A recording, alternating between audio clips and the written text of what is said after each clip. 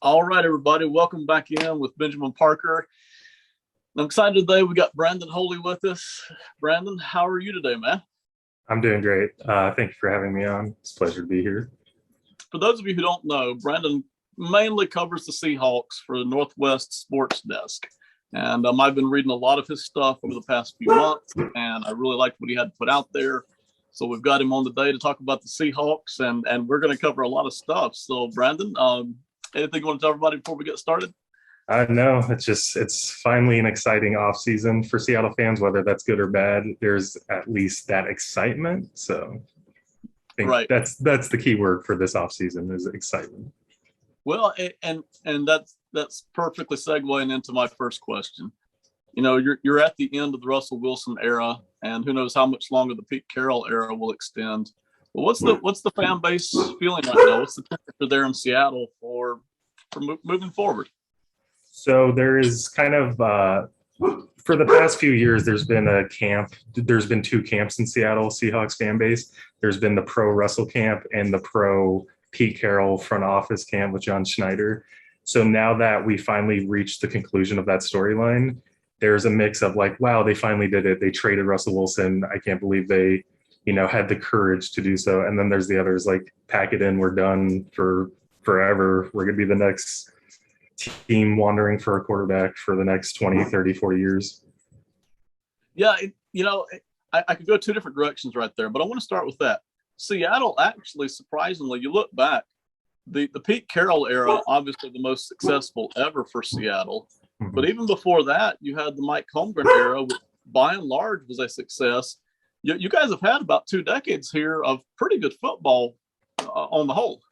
Yeah, I mean, that's a good point because I'm 27 now, so I'm a relatively young Seahawks fan. So my expectation of the team is kind of arrogant where I'm like, yeah, no, they can turn it around fast. It's been decades of winning. That's just how it goes. Meanwhile, you got people that grew up in the 70s, 80s, and 90s going like, that's the best we've ever had and we'll never have it again. So, yeah, if you're asking me under 30, I'm like, I trust Pete Carroll and John Schneider, and I thought the move was a good move because it will jumpstart the rebuilding. Well, and I'm going to touch on that in a second. But I got to say, I'm an old fart now, so I can look back at when I was a kid in the early 90s. Mm-hmm. The Seahawks was going through one of their worst times ever. You had that late 80s, early 90s time where they weren't god awful, but they were very much struggling, to say the least. And irrelevant was probably the key word then.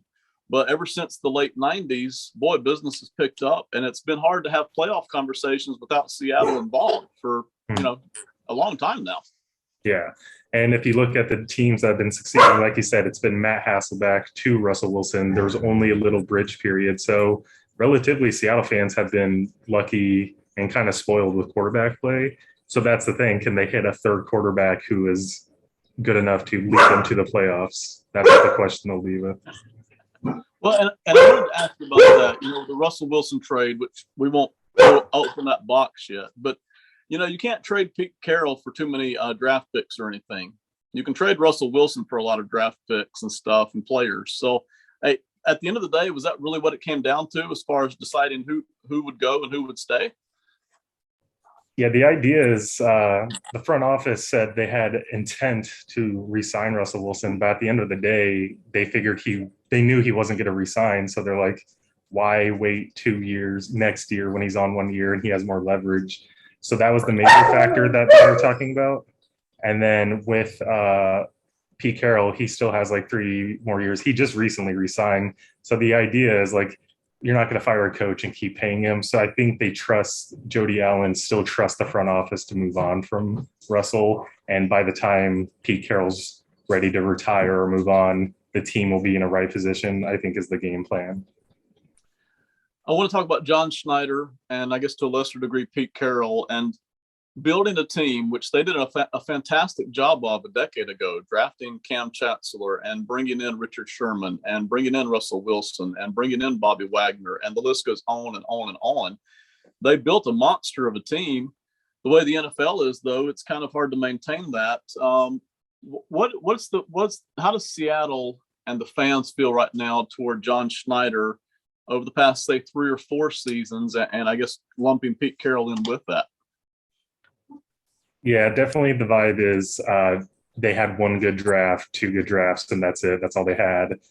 The idea is like Pete Carroll was fresh out of college, so he knew who to target. Now the fan base has absolute no hope. It's just been bust after bust in the fans' eyes, from Jermaine Ifedi to LJ Collier, their first picks, whether that's in the early second round because they like to trade out. So the feeling is the front office is arrogant and they're out of touch with prospects now. But if you look at the last couple drafts, it's actually been pretty good. They have foundational pieces now and nothing like superstar groundbreaking, but I think that's just the fans having the wrong expectations. You're not going to be drafting Hall of Famer after Hall of Famer. That was just a legendary, you know, couple drafts there in a row. So I think they've been about average, but perception is they are the worst in the league when it comes to making prospects. I'm a little surprised it's that strong of an emotion there in Seattle, because from a distance, and I'm on the East Coast here looking at all of this. I admire the work they did, 8-10 years ago, and how they've continued to be able to win, even though obviously the fan base there doesn't feel as strongly about that, but they've continued to be significant. Even 2020, I think they had a team that was Super Bowl ready even as recent as 2020, right? Yeah, the idea was with Russell Wilson leading the charge that they could move on and be ready. And the thing is, it's just never gone past the first round. They haven't won a playoff game. So now the fan base is just like, this team can't go anywhere. They can't do anything. So that's why there's just been so much, back and forth between the fan bases with like, no, they're good, or they're like, no, they used to be good. Now it's over. Totally understand. I've seen a lot of fan bases around the country who, when they're keeping up, certainly understand the feeling.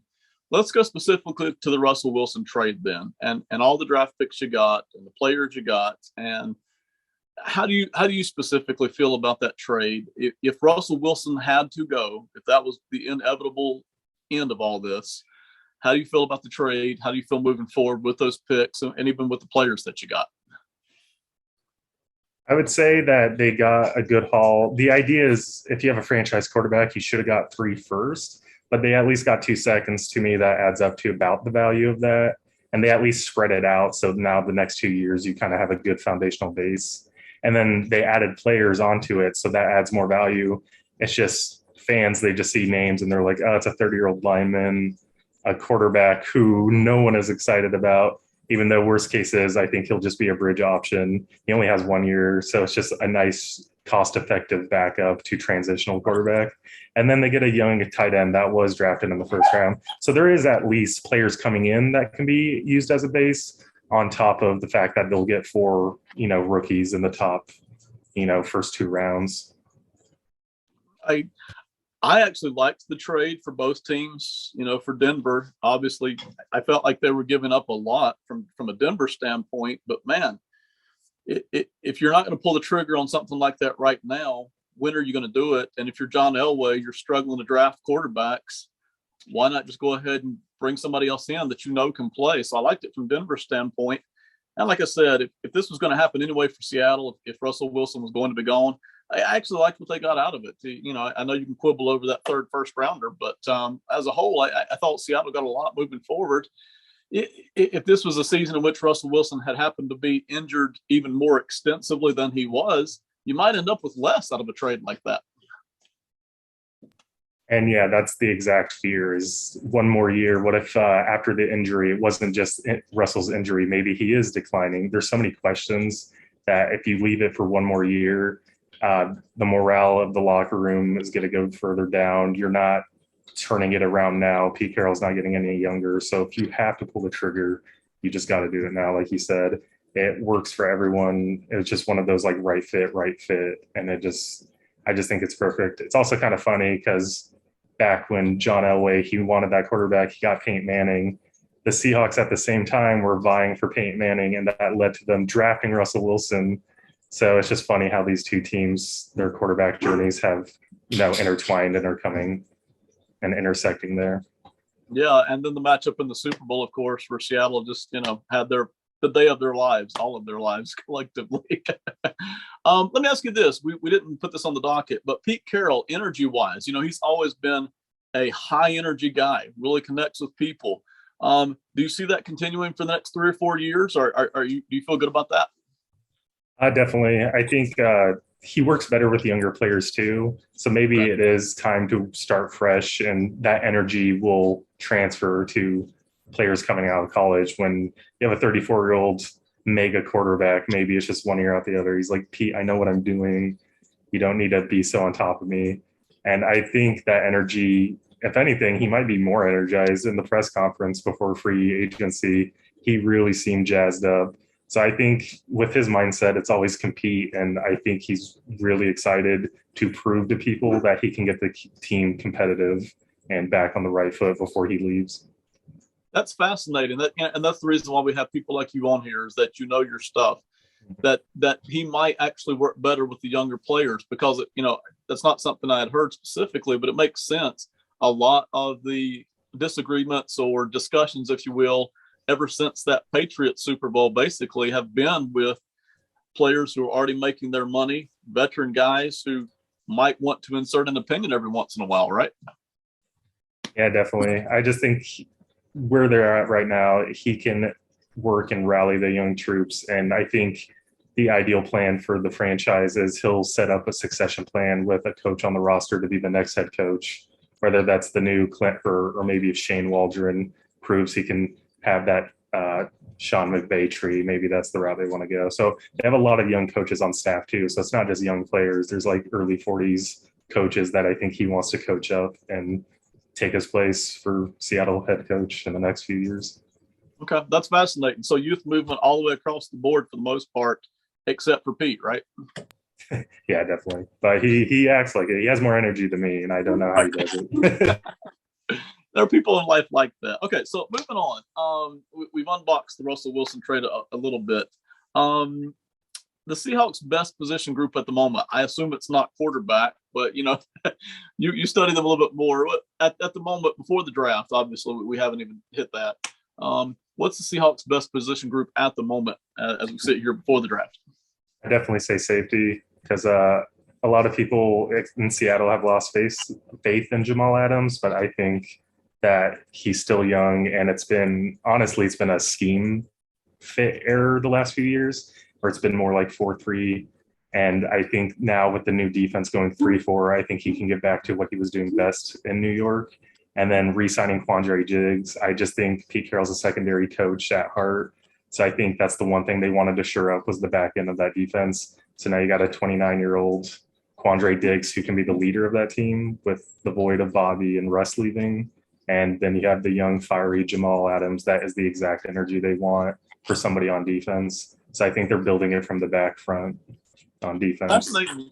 Yeah, fascinating you say that. Sorry. I watched Jamal Adams pretty extensively in New York and loved him. It was like watching Batman run around and play. And then all of a sudden it shows up in Seattle, and it's like you're kind of scratching your head, because I don't watch all the Seattle games necessarily. And we're getting a lot of reports that, well, it's just not working out, and it's been inconsistent. So, but you feel like moving forward, because to me, Jamal Adams is a freak athlete. If you feel like moving forward, Jamal Adams can be very successful there with Seattle in that secondary. Yeah, definitely, because they're going to the more Vic Fangio 3-4 defense. So I think they're going to disguise a lot of looks, and they'll be able to get Jamal Adams rushing the passer again, and he'll be more in the middle. And because the last couple of years, they've just been sending him deep into coverage. Like, good luck. It's like, that's not what he does best at. So you're just misusing the player. And then with injuries on top of that, it's just been an ugly fit. So I think it's good that Pete Carroll's like, I've been arrogant the last couple of years, and we're going to change our defense. And he's actually brought in, they promoted Clint Hurtt, their defensive line coach, to be and assistant coach. He is now their defensive coordinator. And they brought in Carl Scott, who's the defensive backs coach from Minnesota, who was at Alabama, because they love, that Alabama defensive backs. And then they got Sean Desai, another young coach who has ties to Vic Fangio's defense, the Chicago Bears defensive coordinator last year. So I think they have a plan going, and they really want to start disguising looks, because they've been the team that's like, we're just going to run our defense out there, go beat us. And teams are like, okay, we beat you. So they're like, okay, now we got to adapt and change. Yeah, and again, that's really interesting, because I watching Jamal Adams in New York with the Jets, watching him move up in the box, watching him be physical. you kind of get the idea that he probably shouldn't be covering, fast receivers one-on-one very often.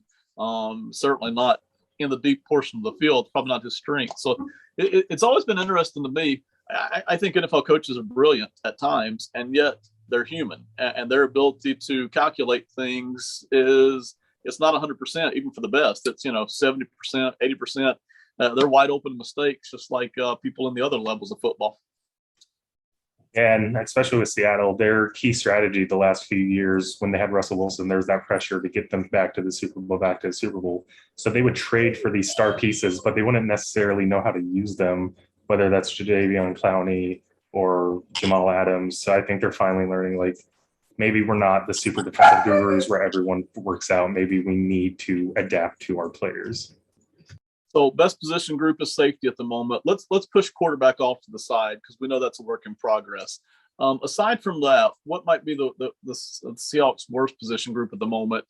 Obviously, we're fluid through the offseason, but what do you think about that? I think it's definitely offensive line. I mean, that was Russell's big problem, and now it's even a bigger problem.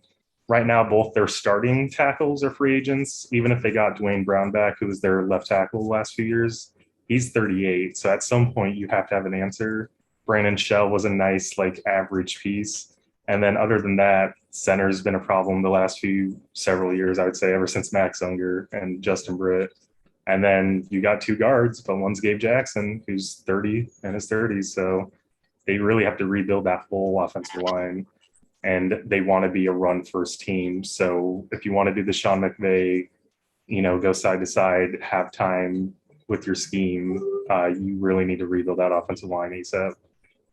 It's funny you say that. I always thought there were kind of two pivotal, unfortunate moments in the Seahawks history. One was that played in the Super Bowl against the Patriots. I thought the next one was the trading of Max Unger.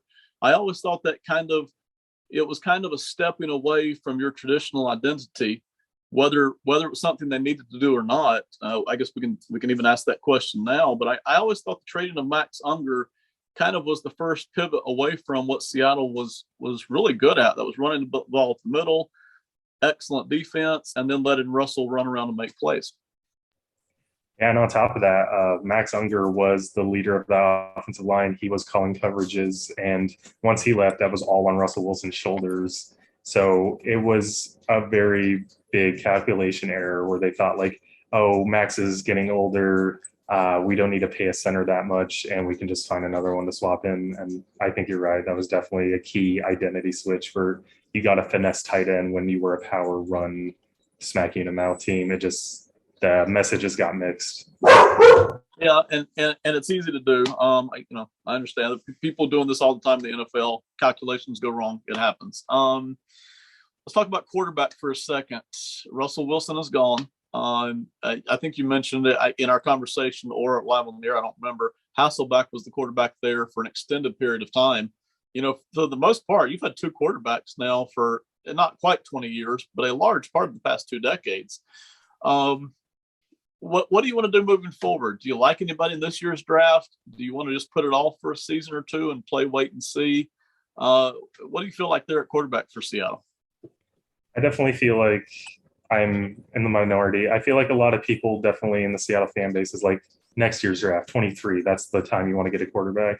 But this team may be rebuilding, but John Schneider and Pete Carroll don't see it that way. They're going to try to compete and win now and get back in the playoffs this year. So I think they are going to use Drew Lock. They're going to hopefully use him maybe like a Jared Goff, and maybe he can run the system and they can fix him. But I also think it'd be wise to draft a quarterback, maybe not at 9th overall, but I think trading back in the first round at the end, I really like Desmond Ridder.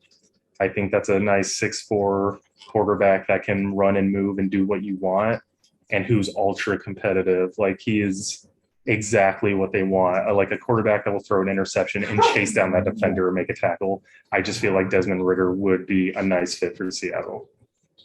I'm overusing the word fascinating here today, but this is what's happening. I've got somebody who covers the Steelers on one of my other interviews, and they're in almost the exact same dilemma. Roethlisberger is gone. The gentleman that we interviewed for the Steelers, he likes Desmond Ridder back there at number 20 for the Steelers, possibly. The Steelers really aren't in a mood to rebuild. When you've got Mike Tomlin or Pete Carroll, you kind of feel like we can probably compete again next year. Like, we're that good at what we do. So that's fascinating that you say that. And you liking Desmond Ridder there. I'm hearing rumors that Seattle might even possibly be willing to trade up for Malik Willis. Do you like that, hate that, don't care? And how valid do you think that even is for this particular front office? I think anything's possible with this front office. If they really target a guy they love, they will trade up. They have the ammunition to trade up if they feel like they need to. If the Lions are just like, let's get a haul, we don't want this quarterback, we can move on. I think what they should do is, sorry about my dogs. They're in play mode, both of them right now.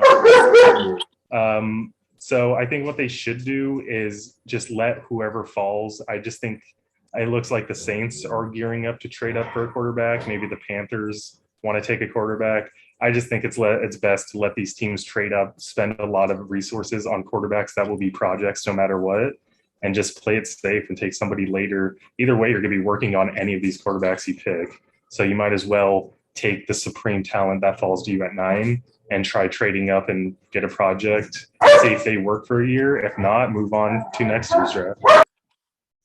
If the Seahawks for some reason stay at 9 and don't go after a quarterback, any feeling on what you think they might actually draft if they just decide to just kind of push off the whole quarterback thing for a season?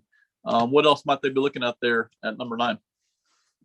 I think a lot of people think Charles Cross, it would be the obvious move. You get a nice left tackle for the future who's athletic, who can run the zone schemes. I think also, I don't think Seattle would do that, though. They're very much in the method of, we want defensive linemen, and I think with Clint Hurtt as defensive coordinator, I think people will be surprised if they go defensive linemen, but I won't be at all. I think if a Thibodeau falls to them or a Travon Walker, I think those are the exact people they pick over a Cross at 9. Yeah, I wouldn't be surprised either way. From a distance, there's a number of defensive linemen in this year's draft, and I think the Seahawks are going to have their pick at number 9 from several of them they may or may not like. So that wouldn't surprise me at all. I think one of the final questions I'll ask, Seattle is sitting here at a crossroads, and you mentioned way early in our conversation about the apprehension.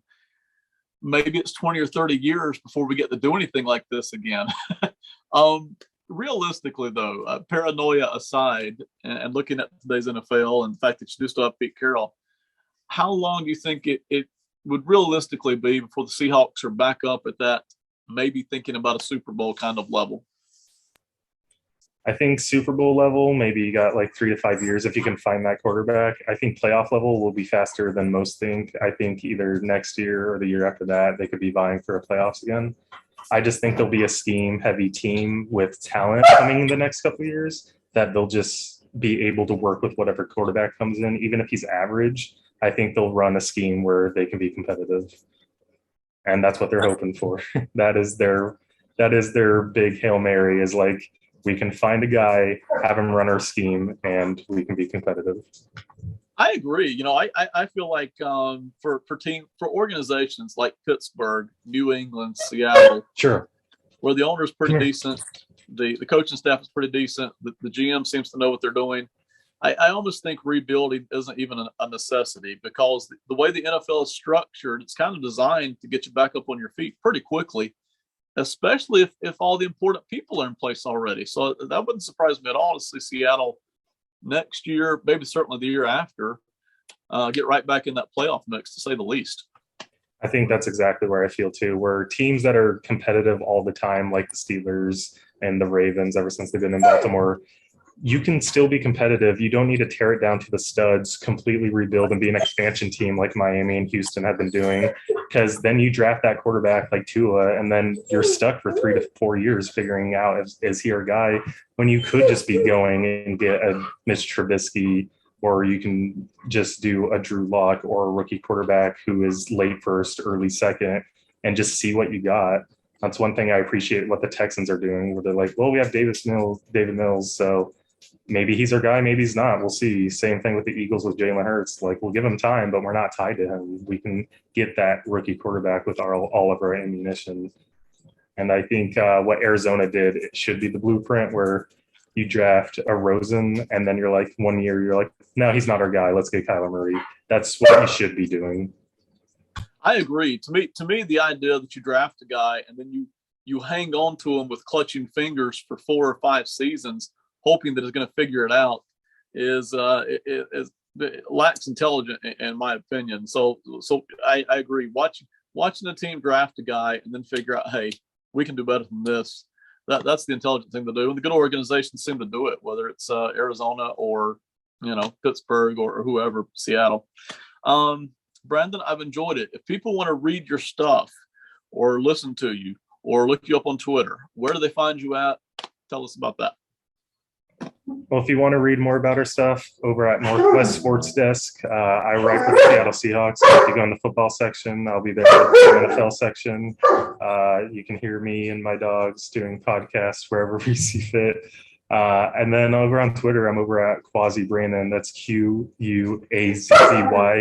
Brandon on Twitter. So yeah, I just write for the Seahawks. I'm covering this offseason, researching like crazy. So if you're into draft status and you want to see what Seattle might be doing if your team is in their neighborhood in the draft, I can hopefully give you some pretty good educational guesses. And yeah, that's what I'll be doing this offseason. Well, Brandon, I've enjoyed it. And I love the stuff. I love the detail. Excellent job. We hope to have you again sometime. Thank you very much. All right. Thank you. All right. Goodbye, everybody. Thank you so much for listening. We will see you next time on Sports and Money. Bye.